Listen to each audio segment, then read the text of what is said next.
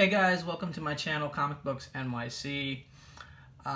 This is going to be a quick, well, not necessarily quick, recap of New York City Comic Con 2018 and the haul of my books that I picked up over the 4 days. So first, just a couple quick thoughts on the con in general. I have to say, the one word to describe it would be fantastic. It was, you know, very professionally organized, insane amount of people, probably the most amount of people I've ever seen or witnessed at a con over 4 days. I haven't been to San Diego in a few years, so I'm sure that one's grown a bit out of control as well, but New York Comic Con has really exploded. So it was a great time. I got to catch up with a lot of vendors. I got to see a lot of people, and just really enjoyed myself. So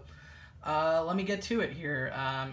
Apologies in advance if the video is a little dark. It's a little overcast, cloudy kind of day here in New York on Monday, so not a lot of natural light, but let's get the haul going. And just, you know, also I want to try to keep this as short as I can. There are a lot of books to get through. I'm not going to probably tell a story for each book. I'm just going to try to bang through these. I may add some notes in the text during the editing process, so just a heads up on that I may not sort of go into great detail, and I'm just going to kind of barrel through these as quickly as I can. So first up, let's show some of the free books, the freebies that I got. Got the Magic Order issue #1 on Image. So this is a New York Comic Con exclusive. It's a free book that I picked up that came sort of with my package for the con. I'm not entirely familiar with the series or what it's all about, but maybe I'll check it out. Next up, we've got Steve Aoki presents Neon Future #1.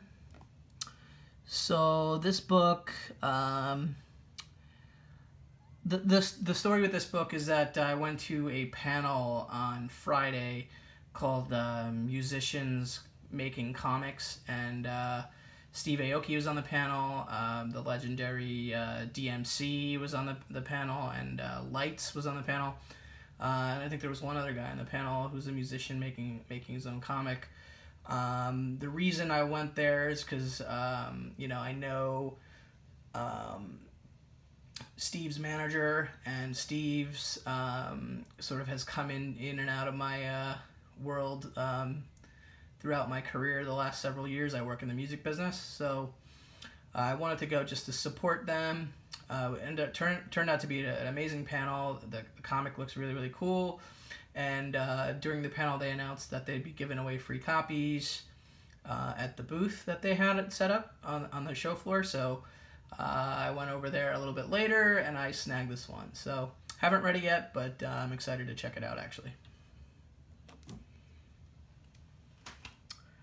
Okay, next up we've got Iron Man #4. This is a Scotty Young variant.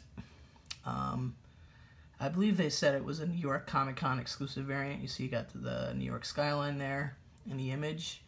I got this book as a freebie for attending the Marvel Fanfare panel. So this was a whole hour with Marvel's, you know, freshly minted editor-in-chief, C.B. Cebulski. So basically he kind of went through his whole background and his story of how he ended up becoming the editor-in-chief and like how he worked his way up. And he answered a lot of questions from fans. So it was a really cool panel, and this was sort of the exclusive comic that you got for sticking around and watching the whole thing. So pretty cool. And the last freebie comic I picked up is this Deadpool #5, The Breakfast of Champions. This was a free comic for attending the Marvel comics panel on Sunday morning, so went to check that panel out, which was pretty cool. I'm gonna do a little adjusting here, you know, they talked about the relaunch of Uncanny and several of the other X-Men titles that are currently you know, in the works, and they showed some exclusive covers, or you know, they revealed some covers for the first time. So this was just a little freebie there, nothing exciting really, but picked it up on the way out. All right, so on to the Raw books. So there's a lot of these. I'm going to start with the DC books, and then I'll get to the Marvel books, and like I said before, I'm just going to barrel through these as quickly as possible. So first up, we've got Batman 320.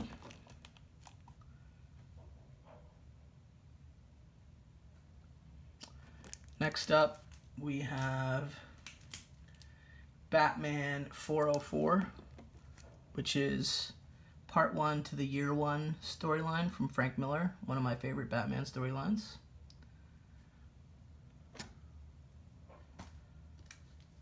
Batman 405, part 2 to the Year 1 storyline. Awesome cover. Next up, Batman 406, part 3 to the Year 1 storyline.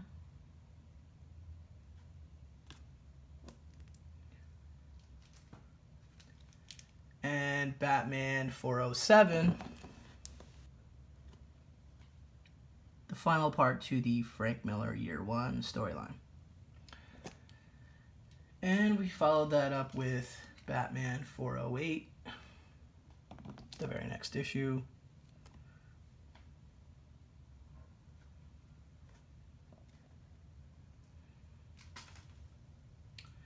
Moving over next, we've got a bunch of Detective Comics. Here's Detective Comics 878. Another very cool JOCK cover.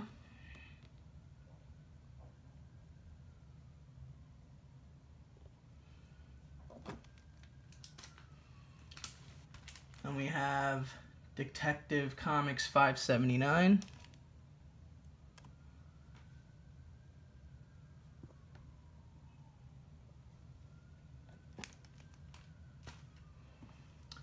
Detective Comics 574. Love that cover.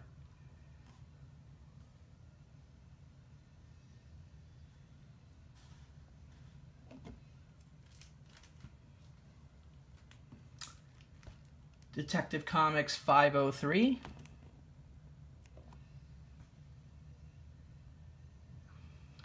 These are all pretty high-grade copies.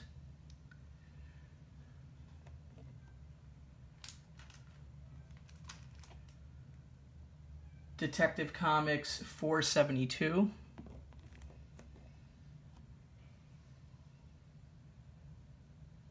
Super cool.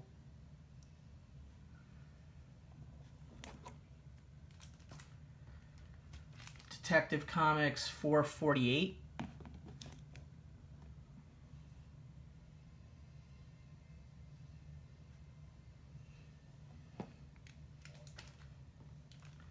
Detective Comics 403.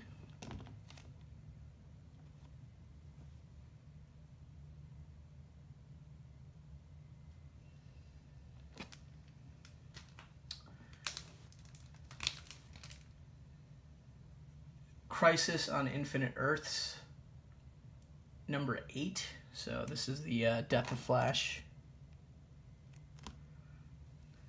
So I am nearing a complete run of Crisis on Infinite Earths. I've got basically all the key ones. You know, number 1, Death of Supergirl, number 7, now Death of Flash. I've got, I believe I have 11 and 12 and maybe one other one. So I'm trying to just wrap that up. Glad to pick this one up.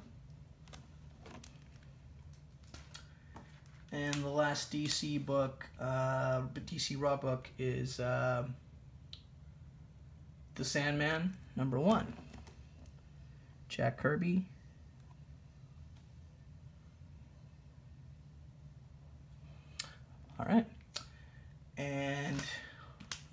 to the Marvel Raw books. So we've got, first up here, we've got Submariner number 4.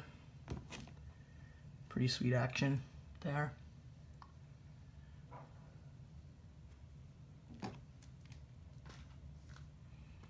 Next up, we've got Submariner number 13.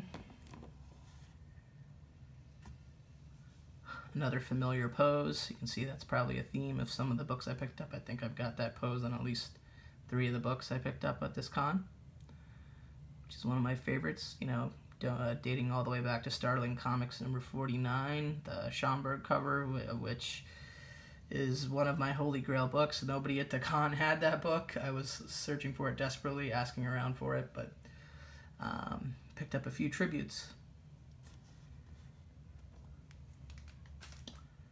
All right, these next 2 books, I'm going to pause for a second and tell a little bit of a background on these, because these next 2 books are Avengers Silver Age books, issues 36 and 42. But what makes them kind of unique and special is they're actually from the collection of Nicolas Cage. So yeah, you heard that right. They're from the collection of Nicolas Cage. So I'm going to read from the back here. The dealer also told me the story behind these books, but I'm going to read from sort of the certificates on the back here. It says, this Avengers comic was once owned by Academy Award winner Nicolas Cage and auctioned by Heritage Auctions with the rest of Cage's historic collection. Cage may have been the most famous comic collector in recent times. His collection contained most significant comic pedigrees to date, which he purchased primarily from Metropolis Comics. Shout out to Metropolis Comics. His collection was mostly high-grade copies of large runs of selected Golden Age titles and most Silver Age keys. Unlike the rest of his collection, his run of Avengers were mostly mid-grade. He obviously purchased these books to read and enjoy as a fan of Marvel Comics. Comics were such a strong influence in Cage's life that he selected his professional name from his favorite superhero, Luke Cage, Hero for Hire. This book is a one-of-a-kind comic memorabilia. So, pretty cool. You know, I have a few books designated from collections, from famous collections, and I have one pedigree book which I've shown in a video on this channel, but none from a famous celebrity quite as well known as Nicolas Cage. So here we go. These are the 2 Nicolas Cage collection books. We've got the Avengers 36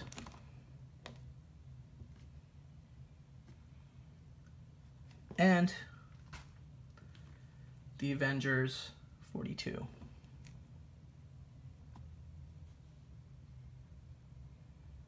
Cool. All right. Got a couple more Raw books here from the Marvel side. So we've got, been working a little bit on my What If run. So, got What If Wolverine had killed the Hulk, which is issue 31 of What If. And What If issue 4, it's What If the alien costume had possessed Spider-Man. Great timing for this book. Another black suit book. Happy to have it.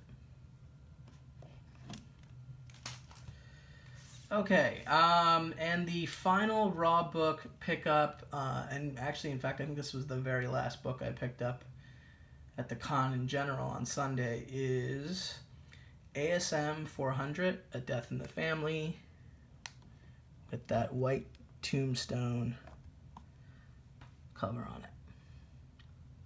Very cool. I've been looking for that book for a little while, and I just couldn't pass it up because it looked like it was in good shape. And it is.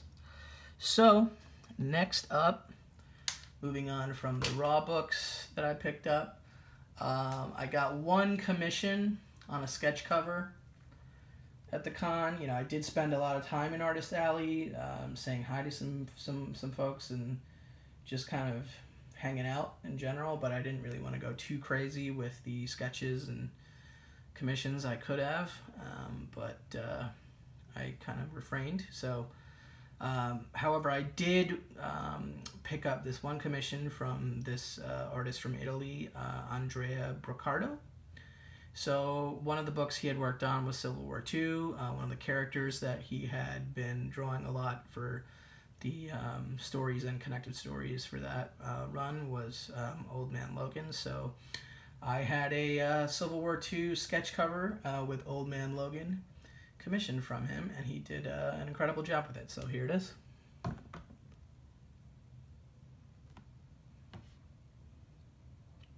Super awesome. I'll give you a little close-up so you can see the sort of the detail.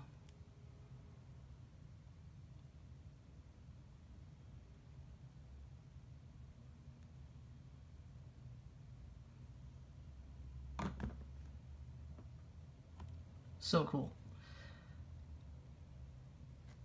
All right, next up we have a couple slabs. I didn't really go too crazy. You know, I certainly could have. There was so many vendors with, you know, wall book displays set up. You know, I did ask a lot of them to take some books down for me to look at, and you know, prices were a little crazy, honestly, for the most part. But I think for the books that I picked up slabbed, I got pretty damn good deals on them. So here are the slabs that I picked up from New York Comic Con 2018. Alright. First up, we've got Thor 154. Move the camera a little bit. There we go.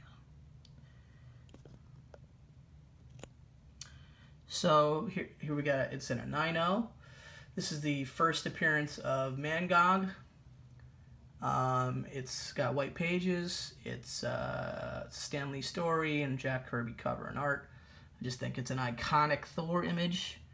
And it being a Kirby cover, it's kind of one of the trends in my collection that I look for these kind of underappreciated covers from the masters, and if I can get a deal on it, certainly this is in a good grade. So honestly can't believe how little I paid for this, so super happy to add this to my collection. Alright, next up we've got another first appearance. We've got Incredible Hulk 271, first appearance of Rocket Raccoon, and 9.2, and we've got the newsstand version here. So very cool. Rocket Raccoon 9.2 newsstand. Alright, so this is the only Golden Age book that I was able to pick up. It's also a pre-code horror. It's an EC book with a just fantastic classic electrocution cover. We got Shock and Suspense Stories #7. It's an Al Feldstein cover. Look at that thing. That is cool. Yeah. So this is an area of collecting that I've been getting into more recently, and I probably will continue to sort of expand what I've got here in the pre-code horror. Awesome. Alright guys, final book, New York Comic Con 2018. Now this one has a little bit of a story. I've told it on my Instagram, and really this book, you know, I could probably classify it under a Philly Keystone Comic Con 2018 haul pickup, because that's where I first saw the book. You know, I had traveled down to Philly last month with a serious injury to my foot. I was in a lot of pain, and you know, I almost canceled the trip. And, you know, it was a kind of a dramatic situation where I, you know, kind of went against my doctor's orders, and I still went down there all by myself via bus from New York. And I was there literally when they opened the show floor on day one. There was really nobody in front of me. There was maybe like a handful of people in front of me and they weren't going to the comic dealers. So I was kind of had the pick of the litter, if you will, at Keystone on day one. So I came across this dealer, and I saw a, you know, extremely low grade copy of Amazing Fantasy 15, a 0.5. And, you know, I kind of know the going rate of this book at the different grades pretty much all the time. I almost on a weekly basis look at where prices of this book are. And this dealer had the book significantly lower than the market value. And I asked him why, and he said, you know, he was pricing it to sell, not to sit on the shelf. I can respect that. The book also was missing a few pages, so it's technically an incomplete book. But if you know anything about Amazing Fantasy 15, you know that there's 3 stories in the book. And the Spider-Man origin story, which is the reason why everyone wants the book, finishes after page 11. So the pages that are missing don't include any of the Spider-Man story. So those 2 factors allowed me to get a significantly cheaper price on this book than I would have ever expected to get. So I worked out a sort of unique deal for sort of the timeline for me able to pick up this book, and also the, you know, sort of the specific payments and whatnot. And I knew I wasn't going to leave Philly with this book, but I did leave with an agreement in place so that I would show up to New York Comic-Con, you know, approximately a month later with the rest of what I needed to hand over to complete the deal. And that is what I did. And, you know, in the process of this, I ended up becoming kind of friends with this guy. I mean, not kind of friends, actually friends with this guy. You know, and I also got to know his wife a little bit, both down in Philly and, of course, over the 4 days in New York during this con, which was great. You know, I really consider him a friend now. So he's already got his eye out in the marketplace for other books for me that are sort of on my wish list and Grail list. So just that alone, I think, was worth the experience. You know, I will be doing another video in the future about my Amazing Fantasy 15 collection in general, because this is not the only quote-unquote version of the book that I have, original or otherwise. So stay tuned for that video. And I'm still kind of growing that Amazing Fantasy 15 collection, if I want to be honest with myself. I don't know if I'm ever going to be satisfied with it, but I have it in so many different forms at this point. And here's the latest one, and probably the one I'm most proud of, just due to the whole story, and just sort of, you know, my ability to persevere during a tough situation, and then also, you know, the surprises that you get by, you know, putting yourself out there in the comic community and gaining relationships out of it, and stories. So here it is, without further ado, Amazing Fantasy 15. Now, of course, you're talking about a pretty damn beat up copy. It's a 0.5, but you know what? It's a very, very presentable 0.5. In my opinion, I've seen 0.5s that are just, they just look like absolute trash, and I think this one looks actually beautiful. And as I said before, look, I mean, it basically has no Marvel chipping, and it's a 0.5. So I want to say that it's probably graded a 0.5 due to the missing pages, but the missing pages don't affect the story of the Spider-Man origin. So the entire Spider-Man story is complete within this book. So that is good enough for me. And there we have it, guys. That was my New York Comic Con 2018. I had a fantastic time. Hopefully this video wasn't too long. I'm going to try to do some editing so that, you know, it could be as short as possible, but thanks for bearing with me. I hope it was worth it. If you can hit like, comment, if you can give me a subscribe. I think I'm up to 43 subscribers after 5 videos. This is my 6th video, so more to come, guys. stay tuned for my future videos, and happy hunting, and I'll see you guys soon. Thanks all.